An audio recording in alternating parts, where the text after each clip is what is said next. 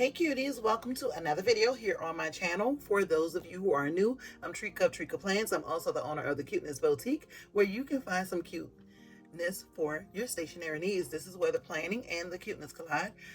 We will plan this thing called life, one day at a time, sprinkling in lifestyle, inspiration, encouragement, and so much more. If you are not already a part of the family that we call hashtag Cuteness Squad, go ahead, take a few moments and hit that red subscribe button.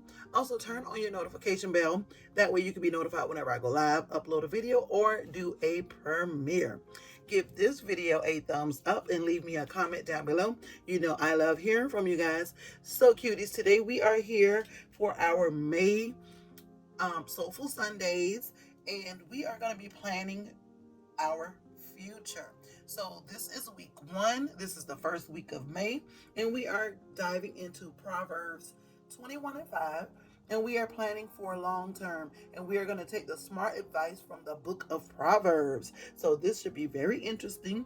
And the soul work is also the smart advice from Proverbs. So the week 1 soul work is Proverbs 31:16, and we're going to go ahead and dive in. So if you are ready to see this week's Soulful Sunday, let's get started. Okay, cutie. So what I have here, I have Helen.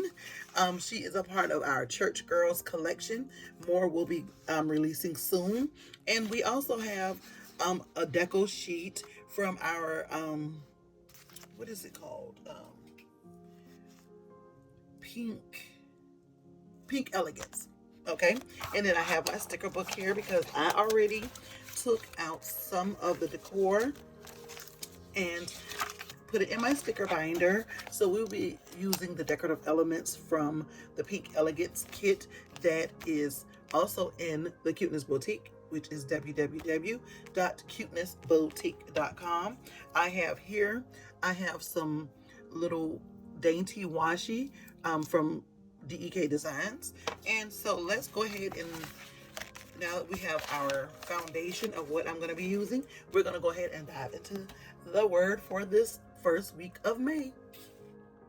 Okay, the month of May Soulful Sunday is planning for your future. So we are here with week 1, and we are going to dive right on in with planning for long term. Proverbs 21:5. We are going to be getting the smart advice from the book of Proverbs. So, does God want you to plan for the future, or do you trust God in the here and now? According to the book of Proverbs, the answer to both questions is yes. The valiant woman in Proverbs 31 carefully plans her investment for long-term potential. She plants a vineyard which won't yield a crop until 3 years into the future. Proverbs praises her for her diligence, unlike the hasty fool in Proverbs 21:5, who acts rashly and ends up in poverty. Psychology research confirms the smart advice in the book of Proverbs. The ability to delay gratification. That is, the ability to make decisions based on longer term results is a far better predictor of success in school than IQ. Picturing yourself in the future can help with delaying gratification. Those who imagine themselves 5 to 10 years from now make better decisions in the present, according to research on budgeting. At the same time, you can't know the specifics of God's plan for the future, so your planning must be peppered with humility. Proverbs 16:1 acknowledges this reality. The plans of the mind belong to mortals, but the answer of the tongue is from the Lord. How do you plan for the future and rely on God at the same time? Do your planning in a time of prayer. Ask God, what do you want my life to look like 5 years from now? Then ask, what should I do today to make that happen? Whatever answers comes to you, Trust God to make it work out in both the short and the long term. A diligent worker plans for the long terms. This is what Proverbs is talking about.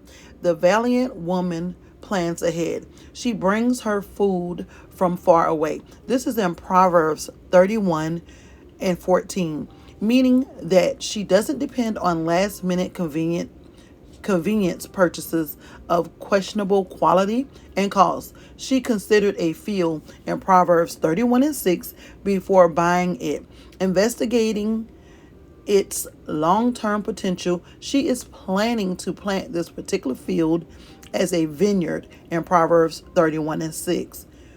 And the vineyards don't yield the first crop until 3 years after planting. The point is that she makes decisions based on the long-term consequences. And Proverbs 21 and 5 tells us the plans of a diligent lead surely to abundance, but everyone who is hasty comes only to want. Wise planning requires making decisions for the long term, as seen for the example in the cycle of agricultural asset management. Know well the condition of your flocks and give attentions to your herds. For riches do not last forever, nor a crown for all generations. When the grass is gone and the new growth appears and the herbage of the mountains is gathered, the lambs will provide your clothing and the goats the price of a field. There will be enough goat's milk for your food, for the food of your household, and nourishment for your servant girls. This is found in Proverbs 27, verses 23 through 27. Like the valiant woman planting a vineyard, the wise herdsman think years ahead. So too, the wise king or governor takes a long-term view. With an intelligent ruler, there is lasting order. And that's in Proverbs 28 and 2. The Proverbs also turn to the ant as an example of long-term diligence. Go to the ant, you lazy bones, consider its ways and be wise, without having any chief or officer or ruler.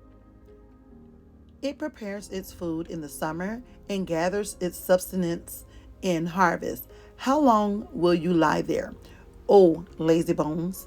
When will you rise from your sleep? A little sleep, a little slumber, a little folding of the hands to rest, and poverty will come upon you like a robber, and want like an armed warrior. This is found in Proverbs 6, verses 6 through 11. Planning ahead takes many forms in the workplace. Financial planning is also mentioned in Proverbs 24 and 27. Prepare your work outside. Get everything you need for you in the field, and after that, build your house.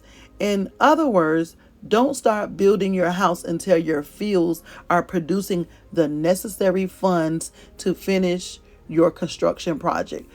Jesus picked up on this in Luke 14, verses 28 through 30. Which of you intending to build a tower does not first sit down and estimate the cost to see whether he has enough to complete it? Otherwise, when he has laid a foundation and it is not able to finish, all who see it will begin to ridicule him, saying, the fellow began to build and was not able to finish. The link between wisdom in the form of planning and God's character in this week's Soulful Sunday was greatly appreciated. I hope you guys enjoyed this week's Soulful Sunday. Remember, like, share, and subscribe, and I will definitely see you in my next one. Toodles!